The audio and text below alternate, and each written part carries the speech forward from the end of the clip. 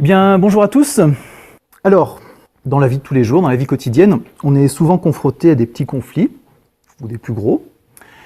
Et souvent, on résout ces conflits à travers notre prisme personnel, à travers souvent nos peurs, à travers nos manques, nos désirs. Et bon, la plupart du temps, on tricote avec ça et ça va plutôt pas mal. À une autre échelle, on a tous les conflits mondiaux, les grandes crises mondiales, planétaires, les crises écologiques, les crises sociétales, par exemple avec les migrants, les crises politiques, etc. Et ces crises, on s'aperçoit qu'on ne peut pas les résoudre simplement à travers notre prisme personnel, et que pour les résoudre, il faut prendre un autre état de conscience, un autre point de vue. Et que pour résoudre ce genre de crise, il faut qu'on puisse s'élever et prendre un point de vue un peu plus vaste. Et ce passage de crise personnelle, avec un point de vue plutôt personnel, à des crises beaucoup plus vastes, où cette fois il faut prendre un point de vue plus impersonnel, plus global. Toute cette évolution-là extérieure, on peut la retrouver aussi à l'intérieur, c'est-à-dire dans le psychisme et dans la construction psychique humaine et dans toute notre psychologie interne. Et c'est comme ça que tout au long de la vie, on va passer d'abord d'une construction d'un moi personnel à une évolution vers quelque chose d'autre, vers ce qu'on va appeler un soi, qui va être de nature impersonnelle, qu'on va aussi pouvoir appeler âme. Ce mot âme est intéressant parce qu'il est étymologiquement en rapport avec amour. On en reparlera tout à l'heure. Et donc, du point de vue de la psychologie personnelle, du point de vue de la psychologie interne, on a tout ce passage donc d'un moi personnel, avec un point de vue personnel, à petit, tout au long de la vie, le passage à un soi, d'un point de vue global, d'un point de vue d'ensemble, d'une conscience d'ensemble. Alors c'est tout ce parcours que je vous propose rapidement de voir, avec bien sûr toutes les incomplétudes qu'il y aura. Donc du moi au soi, grandir en conscience. Alors tout d'abord, le moi. Le moi, c'est un concept plutôt connu, qui a été popularisé notamment par Freud au début du siècle dernier. Alors le moi, qu'est-ce que c'est? Le moi, on peut le définir comme la somme de l'ensemble de nos identifications. Et ces identifications apparaissent sur différents plans. Ça peut être l'ensemble des identifications sur le plan physique, sur le plan imaginaire ou sur le plan mental. Alors d'abord, ce moi identifié au plan physique. Alors c'est assez simple, ça c'est même Freud le disait, d'abord le moi c'est d'abord un corps. Et vous conviendrez avec moi qu'on est d'abord identifié à notre corps, à nos 4 membres, à notre tête, à notre reflet dans le miroir, et qu'on retrouve dans les services hospitaliers souvent d'urgence, quand il y a des problèmes justement corporels, on retrouve aussi des personnes avec des gros problèmes identitaires, notamment par rapport à leur corps. Je pense aussi à tous les problèmes identitaires que crée aussi le grand âge, où le corps a tendance à se détériorer et on a aussi des problèmes à régler, des conflits internes comme ça à accompagner pour ces personnes-là. Le plan physique, c'est pas seulement le corps, c'est aussi tout ce qui va nous entourer, tous les biens matériels qui nous entourent. Et là aussi, c'est quelque chose un peu courant, qu'on s'identifie forcément à notre téléphone portable, à notre maison, à notre voiture, et à tous ces biens-là.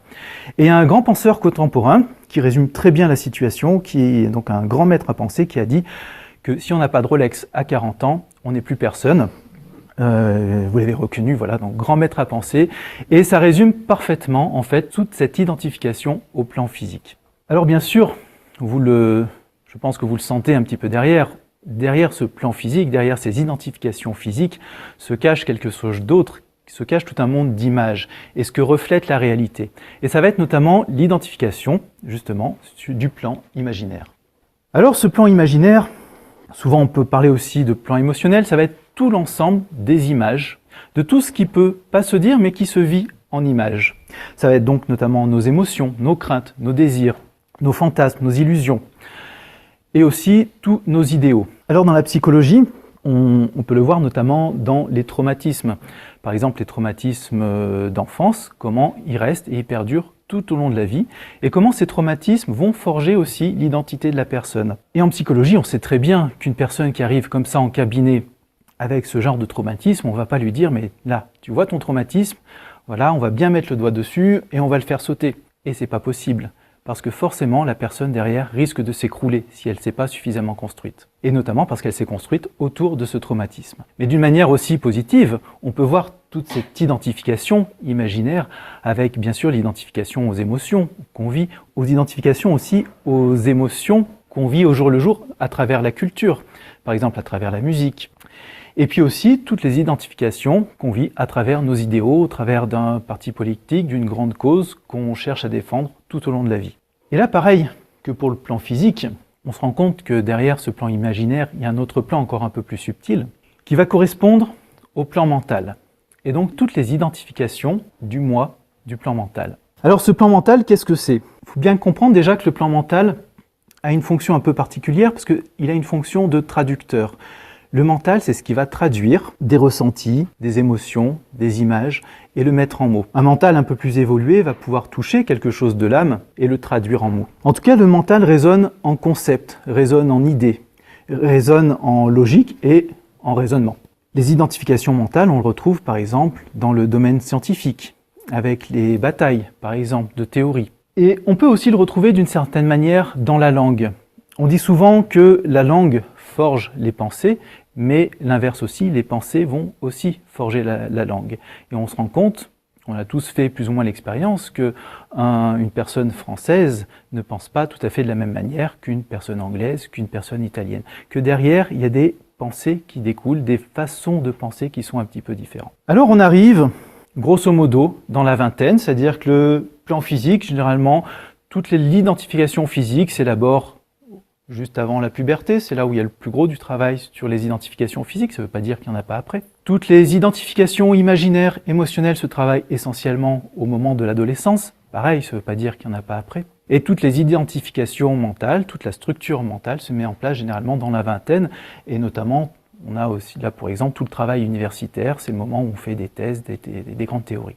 Alors tout ce travail d'identification, c'est intéressant parce qu'il va structurer le moi. C'est-à-dire qu'il va structurer, ça va permettre de trouver une structure pour le moi au niveau physique, au niveau émotionnel, imaginaire et au niveau mental. Alors pour les psychologues, c'est bien connu qu'un moi qui n'est pas structuré, on est dans la psychose. Et quand le moi est à peu près structuré, cette fois on est dans tout ce qui est le monde de la névrose, c'est-à-dire tout le monde dans cette salle, grosso modo. C'est rassurant, voilà. Alors jusqu'à présent, on va passer à un autre domaine, c'est-à-dire que jusqu'à présent, notre vie tournait autour de ces trois plans de la manifestation. Et on crée à partir de ces trois plans. Généralement, donc, au moment de la trentaine, ces trois plans sont à peu près stabilisés, sont à peu près structurés. C'est le moment de la vie où on dit, mais ça y est, j'ai suffisamment de... J'ai une famille, j'ai une voiture, j'ai une maison, j'ai un travail qui convient bien, je suis épanoui dans mon travail, tout va bien. Et c'est là où on s'aperçoit que la personne, elle apporte une création particulière, notamment on le voit bien dans le monde du travail. On peut dire, ah bah tiens, un tel, elle est porteuse d'idéal, c'est elle qui va motiver le groupe. Ou un tel, au contraire, elle va être pédagogue, et elle va réussir à bien expliquer tout ce qui se passe un petit peu dans le monde du travail, dans le groupe dans lequel je suis. Et on va sentir comme ça une certaine personnalité de la personne. La personnalité, c'est simplement un moi qui a été totalement formé, et en plus, qui a une dominante, une couleur, un certain type d'énergie créative. La personnalité, c'est l'instance de création de la personne.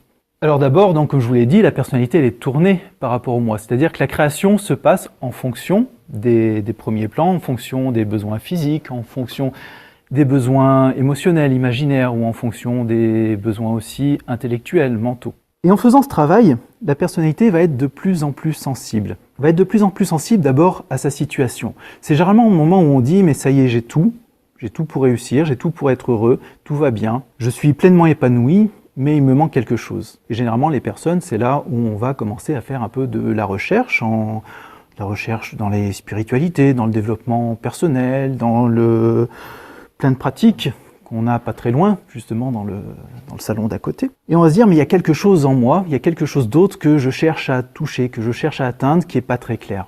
Et c'est un moment important dans la vie. Alors, généralement, on est en plein dans les années 30, 40. C'est un moment important parce que petit à petit, la personnalité va à la fois se retourner vers l'intérieur, se dire, mais qu'est-ce que je vis au fond de moi?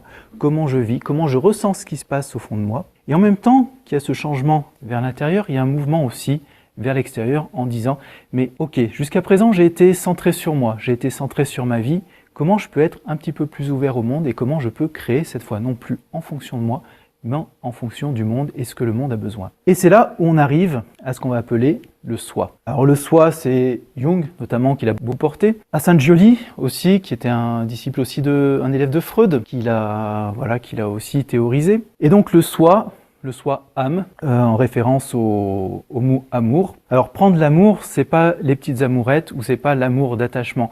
Il faut entendre ici le mot amour en tant qu'unité globale, en tant que grand tout, en tant que de quelque chose, d'une conscience qui est reliée, une conscience commune. Et à ce moment-là, la personnalité va être de plus en plus sensible à ce soi, à cette âme.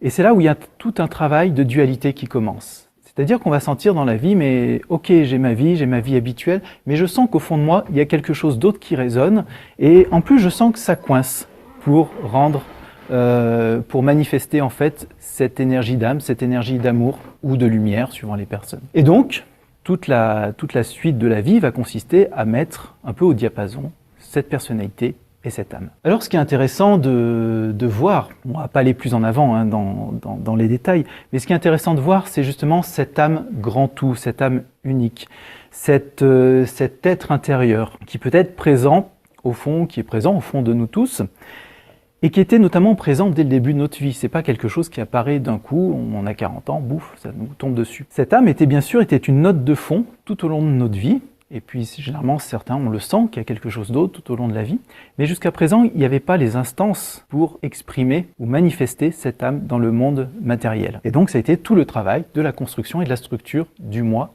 et de la personnalité. Et une fois que ce moi et cette personnalité sont entièrement construites, d'une manière ou d'une autre, grosso modo, pas toujours adéquatement, mais quand il y a une structure en tout cas, il y a possibilité à la personnalité de toucher quelque chose de l'âme et de le transcrire, de le transformer dans la manifestation sur les 3 plans, mentaux, imaginaires et physiques.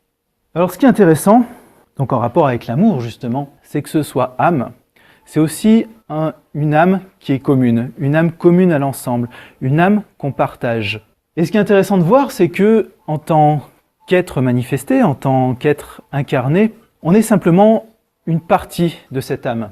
C'est-à-dire qu'on est simplement une partie de cette âme et que d'autres personnes sont aussi des parties différentes de cette même âme. En fait, on est simplement des précipités, on est une couleur particulière d'une âme beaucoup plus grande, d'une âme d'ensemble.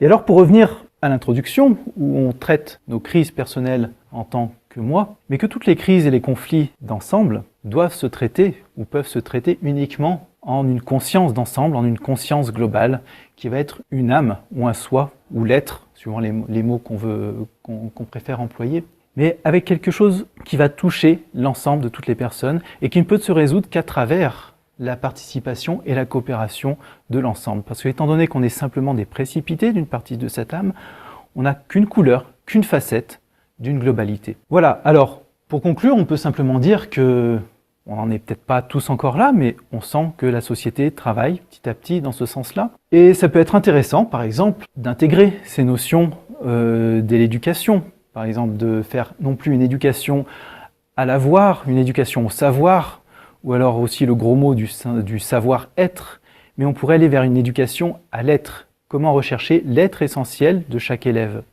On pourrait voir aussi cette application dans tout type de groupe, que ce soit des groupes associatifs ou des groupes professionnels, et comment aller toucher cet ensemble. Alors bien sûr, ça demande beaucoup de travail, notamment du travail méditatif qui va mettre en relation la personnalité et âme. Ça peut être un travail fait de manière inconsciente ou tout à fait consciente, de manière disciplinée ou pas, en fonction des individus. Voilà, eh bien je vous remercie pour votre attention. J'espère que ça a soulevé plus de questions que de réponses. Merci.